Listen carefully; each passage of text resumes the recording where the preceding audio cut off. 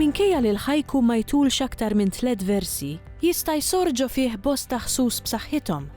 Fir-rokna li jmiss, se nlaqgħukom ma' Josetta Tard, kittieba li xi minn daqqiet tesprimi lilha nfisha permezz tal-ħajku. Il-ħajku hija poeżija qasira ħafna Ġappuniża, bdiet qisu fis-seklu 17 fil-Ġappun mill-poeta Basho, però mbagħad it-tradizzjoni komplet anke sal-lum għadha tinkiteb u nfirxet mbagħad anke fid-dinja tagħna tal-Punent. Komplet mill-poeti Ġappuniżi li huma magħrufin ħafna bħal Buson, bħal Issa. Il-poeżija hija qasira ħafna. Bdiet hija tradizzjonali ħanajtek għax meta ġiet fil-Punent u mbagħad żviluppat u nbidlet l-iktar bħala forma mhux bħala kontenut. Bdiet b'3 versi, l-ewwel versi kollu 5 sillabi, it-tieni 7 sillabi, it-tielet 5, ġifieri mhux iktar minn 17 il-sillaba. Bħala kontenut, tradizzjonalment kienet tieħu l-ambjent, in-natura, xi ħaġa li kienet tolqot lill-ħajkista dak iż-żmien, kienet qisha ritratt. Meta ritratt taqbad dik l-split of a second, l-istess din il-poeżija taqbad ftit, u mbagħad tħalli lill-qarrej ikompli jirrifletti, jaħseb dwar dak ir-ritratt li jippreżenta l-ħajku. Fil-Punent mbagħad, fil-Punent meta importajnija aħna, speċjalment illum il-ġurnata, bidlet il-forma. Baqgħet mhux iktar minn 17 il-sillaba, ma qabel kienu 17 il-sillaba eżatt. Issa saru 17 il-sillaba jew inqas. Ma baqax tinkiteb iktar fi 3 versi, imma qiegħda tinkiteb anke vers wieħed xi drabi jew 2. Però baqgħet marbuta mal-ambjent, pratikament baqgħet marbuta mal-ambjent. Mhux ħafna, jiġifieri għalkemm baqgħet marbuta mal-ambjent u l-iktar li ikonna tnebbih huwa minn oġġetti anke li kien oġġett jinnaf dudu, nemlu, bebbuxu. Imma mbagħad ħarġet il-ftit meta ġiet fil-Punent ħarġet ftit iktar mill-ambjent. Kif għandi fil-ħarġa tiegħi jiena l-antoloġija jismu Samsara, għandi 6 taqsimiet differenti għax kien hemm 6 ispirazzjonijiet speċi li tista' ikunu differenti. Anke estetiċi jiena għandi spiritwali wkoll, għandi l-iktar fuq l-ambjent ukoll, ġifieri żammejt. U jiena ktibthom bi-stil tradizzjonali, ġifieri dawk tal-5-7-5, ġifieri 5-7-5 sillabi, għaliex għax inħoss li hemm iktar sfida meta qed tikteb f'dawk il-limiti. Ħajku li għandu hija l-konċiżjoni hija importanti ħafna. Dak li laqatni kif ħanikdbu b'mod mill-iktar qasir u fl-istess ħin il-qarrej niġbdu u nġelu jibqa' jaħseb. Allura dan il-proċess jibqa' jekk ġo fija nibqa' naħseb dwaru sakemm fl-aħħar joħroġ il-ħajku. Ma kif għaġġili il-ħajku ktibtu derenden, ġifieri daqqa waħda. Ħanaqra żewġ tipi ta' ħajku mill-ktieb tiegħi Samsara, l-antoloġija li hija bilingwi bil-Malti u bl-Ingliż. L-ewwel ħajku huwa meħud ispirat mill-ambjent, it-tieni wieħed huwa ispirat mill-estetika li hija l-ispeċjalizzazzjoni tiegħi. Mela, l-ewwel wieħed li kont għasfura, kont ndur il-globu sħiħ jekk iħalluni. U t-tieni wieħed, il-poeta huwa azzjonist tal-moħħ u l-qalb. bil-qiegħda jikteb.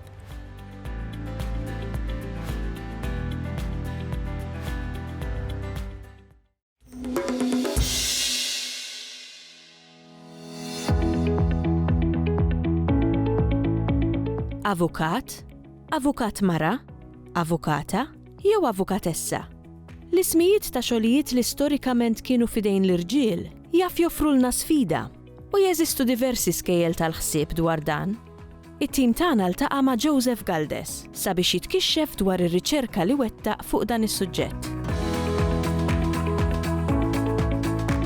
Il-lingwa dejjem tinbidel, il-lingwa jagħmilha l-poplu li jitkellima għalhekk irridu nsibu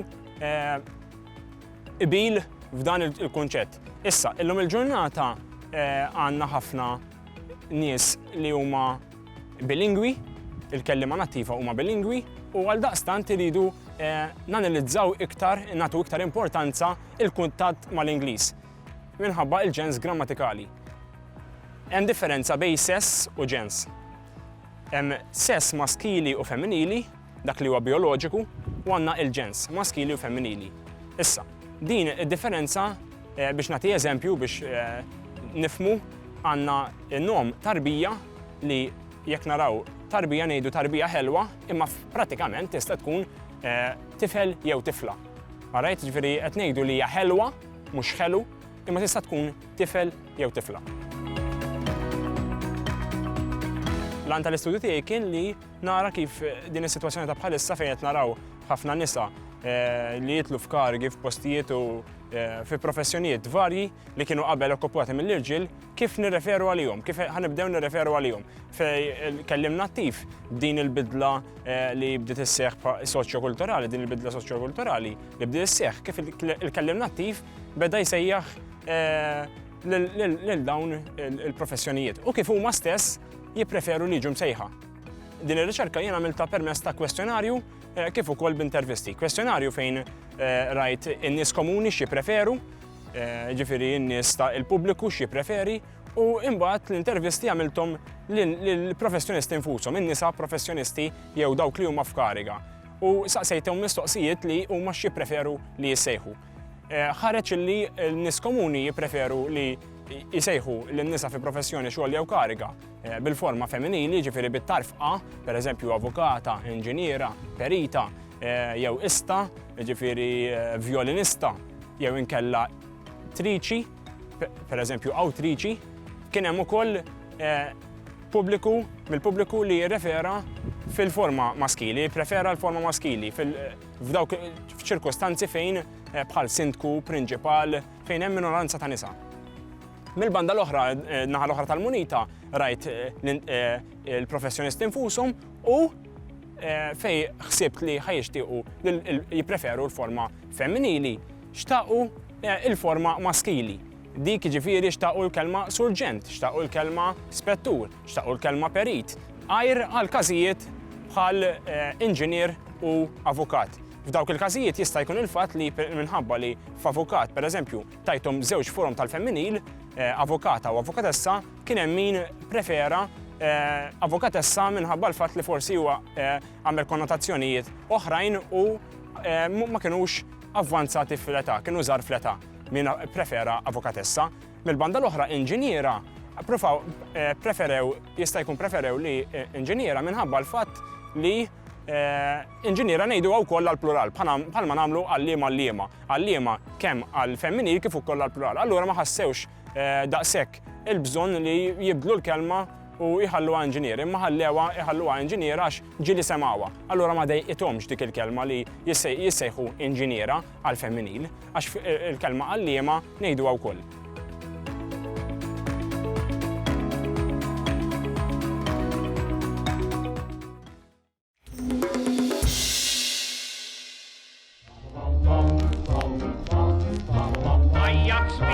Waħda din biex wasalna ħna l-bnedmin, għaltlu martu biex inġej,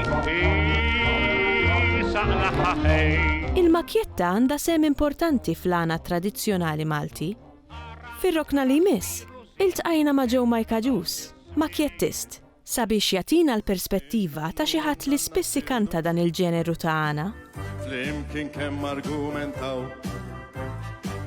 kelma bdiet iġġib l-oħra kważi fl-idejn nispiċċaw. In-nanna qalet lin-nannu għal xnu int ma def sensik. Minni ma nafx kontrajtlek u kien bal-birt għannejbik. In-nannu ħada. Mela, maketta hija parti kbira mill-għana, pero mhijiex għana tradizzjonali bħalma nafu għal-għannej spiritu pronti wieġeb lill-ieħor.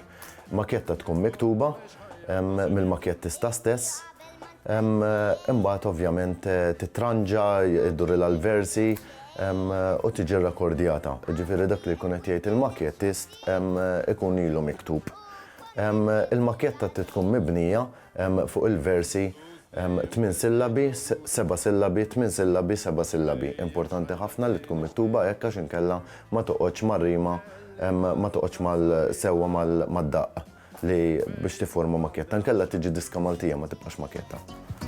Tuna ftit tal-attenzjoni ħalli nieħdu l-okkażjoni flimkien nagħmlu differenza bekk inqajmu ftit kuxjenza. Għax qegħdin nagħmlu ħażin aħna kollha il-bnedmin kemm il-wiċċ u kemm il-qiegħ baħar bil-plastik imlejnieh. L-għana tradizzjonali isir spiritu pront ma tkunx taf is-suġġett li ħajitkellmu fuq l-għannejja jinqala dak il-ħin. Però l-maketta tkun miktuba, tkun ilha miktuba. Isir fuq daqq iktar maġġel, iktar ferriħi peress li l-maketta dejjem tispiċċa b'ċajta jew b'talima. Ejja kollha jinkantaw, plastiku skart ma wadbux biex il-baħar ma nħamġu. Il-propja maketta hija meta jkella parlant kif kien jagħmilhom Charlie Clues. Dik hija l-propja maketta kif inħolqot. Ġifieri l-mużika għaddejja l-istess ritmu u il-makettista qisu jitkellem ġo fiha. Dik kienet kif propja hija l-maketta. Però mbagħad ma' żmien dejjem jibdluha. Qabel kienet issir fuq il-kitarri. Illum le, illum saru immodernizzaw l-daqq. Sar jidħol kull strument, però iddaħħalx ħafna strumenti, għax jekk ħaddaħħal ħafna strumenti mhux ħatibqa' tradizzjonali. Jiena kas minix nagħti, la taf li trid tmut għalfejn tbagħti. Għalfejn l-interess la naf jiena stess nispiċċa b'qassis u abbati. Makettisti kien hawn bosta illum li m'għadhomx magħna. Qabel bħal meta ngħidu aħna Charlie Clues, kellna lil Emanuel Cilja li nistgħu ngħidu li hu bdihom, Fredu Lawċi Levarist, John Laws il-Bamboċċu, dawn kollha kienu makettisti kbar. Illum naqsu ħafna. Fadal Michael Fennek ir-Ringu, Etienne Pony, Jimmy Pony, aħna. Kull min huwa veru Malti, Malta jfaħħar kull imkien, kważi kulħadd fema waħda li bħal Malta m'hawn imkien. Niġu fl-istudju hawnhekk u ikollna karta u noqogħdu nikdbu d-diski fuqha. L-aktar li toġobni hija d-diwiddu. Jienu missieri noqogħdu ngħidu l-xulxin imbagħad fl-aħħar ninħabbu. Ngħidlu jien ħananni ma missieri xejn ma nħossni sodisfatt jekk indur id-dinja kollha mħawdin daqsu ma rajt qatt. Ġiljanni u jistona lilkom qed inkellem ċar, jibda jħawwad vers ma ieħor x'waħda din kemm huwa ħmar. Jiena nanni u suċċess nagħmel dejjem sejjer il-qudiem bla żbalji li jibda jagħmel li jħallini bla kliem.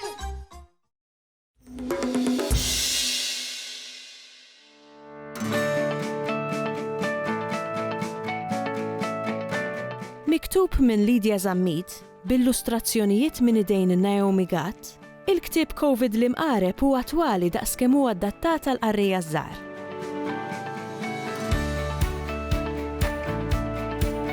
Il-Covid ġab naqra tensjoni u ansjetà u ħafna mid-drabi kont nispiċċa bil-lejl li ma nkunx nista' norqod bil-ħsibijiet. Allura minflok ma kont nirrabja li ma nistax norqod, naqbad biċċa karta u lapes u l-idejat li jkolli nħarbixhom u niktibhom. Minn hemmhekk beda kollox. Imbagħad twildet din l-idea, kont qed nitkellem ma' Sur David Muscat li minn hawn nixtieq nirringrazzjah ta' din l-opportunità u beda twelid ta' dan il-ktieb. L-istorja ta' dan il-ktieb tibda minn Frillinu l-Farfett li huwa l-protagonist ukoll li niltaqgħu miegħu fit-tieni ktieb tiegħi minnu l-isbaħ. Dan Frillinu ikun qed itir fil-għoli tas-sema u jiltaqa' ma' Covid l-imqareb.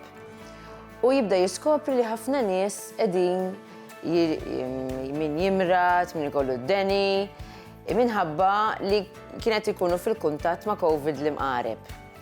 Imbagħad nintaqgħu anke mal-fatatina professoressa Charmaine Gauci li kienet parti essenzjali minn din l-istorja fejn tirrakkonta lit-tfal u lin-nies kuljum f'nofsinhar tgħidilhom l-andament x'inhu jagħmel da Covid l-imqareb.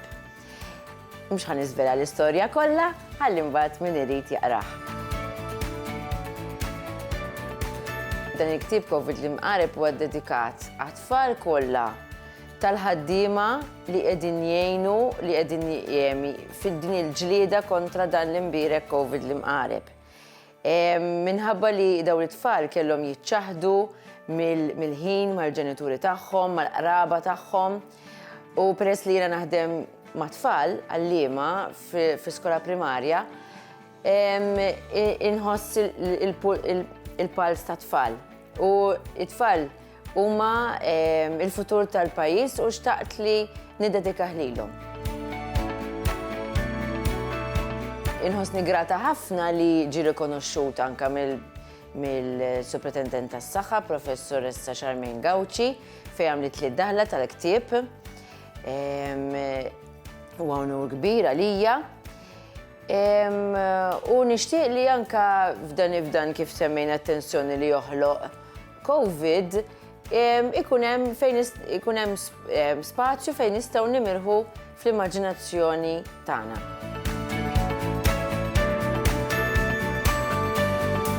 Fl-aħħar tal-ktieb ikkomponejt kanzunetta fuq il-linji fuq il-melodija ta' Għamillu karta tal-Anċa ġejja oħra sejra.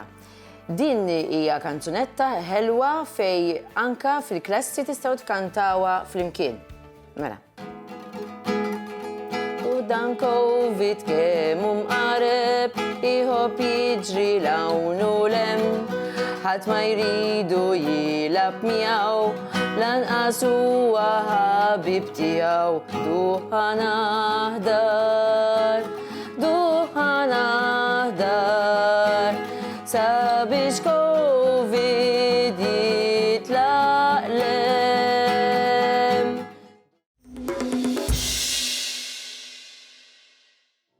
Poġġejt paxxut, il-waiter ġi ordna ġelat. Fis-snin 50 u 60 bdew deħlin bosta kanzunetti bit-Taljan u bl-Ingliż. Kanzunetti li Gaetano Buttigieg, magħruf aħjar bħala Gaetano Kanta, kien jaddattom għal-Malti. Fir-rokna li jmiss, se nlaqgħukom ma' dan il-karattru simpatiku mill-istorja tal-kanzunetta bil-Malti. Ferm ħabbejta li labis f'qalbi żammejta żewwiġt nintbajt ngħix kuntent. Gaetano kif jidher ismu huwa Kimil Ħamrun. Twieled fil-17 ta' Jannar tal-sena 1923. It-trobbija tiegħu kienet hemmhekk, mbagħad meta kiber kien adolescenti beda jaħdem it-tarsna bħala apprentice hemmhekk jistudja u jaħdem u baqa' jaħdem fil-tarsna. Sakemm kien hemm ir-random. Però kien fl-Azzjoni Kattolika wkoll u proprju fl-Azzjoni Kattolika kien anki sarja fil-lummi u fil-fatt iżżewġu fil-3 ta' Mejju tas-sena 1953. Minn dan iż-żwieġ qegħdin 11 aħwa.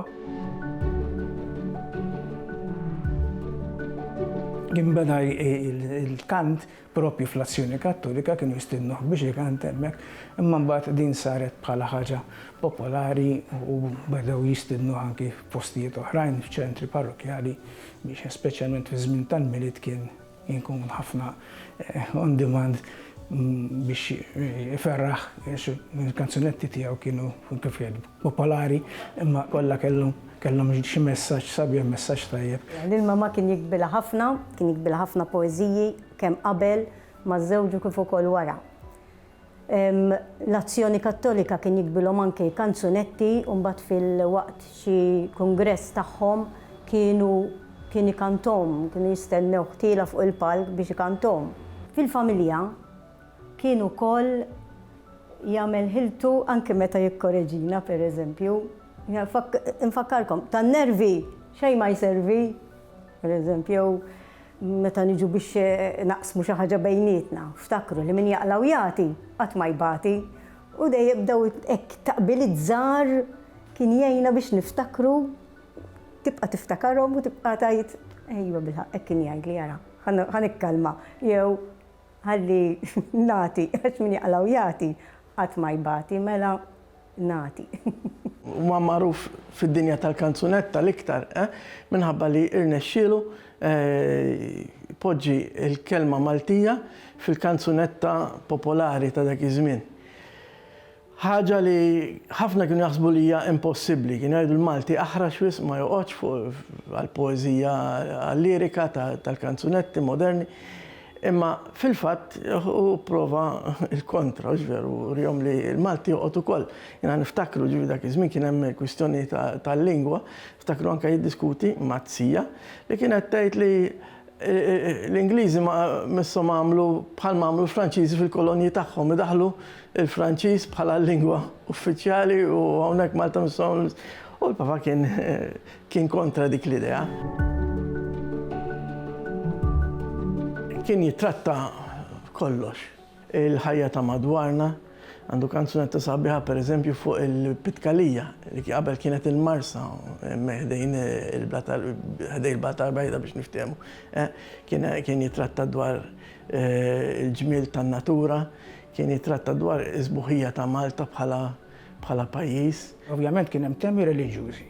Pero mhux reliġjużi fis-sens li tal-quddiesa, imma temi li għandhom x'jaqsmu mal-fidi, temi li għandhom x'jaqsmu mal-relazzjonijiet, temi li għandhom x'jaqsmu anki temi li għandhom x'jaqsmu mal-kultura Maltija, għandu bandira Maltija, għandu fuq il-Gran Mastri ta' Malta, fuq l-istorja ta' Malta, ġrajiet kontemporani li Malta kienet għaddejja minnhom bħal indipendenza, bħal kol momenti oħrajn tal-immigration, ġifieri kien speċi ta' kuxjenza soċjali tal dak iż-żmien, kien jara mhix id-dinja għaddejja, f'Malta għaddejja dak iż-żmien u kien jikteb propju adattat għal dak. Ir-riċerka li qed issir bħalissa qed tagħmilha Dorothy n-neputija. Għamlet it-teżi dwar il-kanzunetta wkoll tiegħu u qed tkompli tagħmel ir-riċerka Dorothy. Min il-gwerra kunna insejnihom u aħna l-indorin bihom. Min fil-għodu sab il-għaxija daqsxejn u il-kamprax melankolija. Imma wara l-gwerra nimpikaw bejnietna kemm il-qalbina ġitna.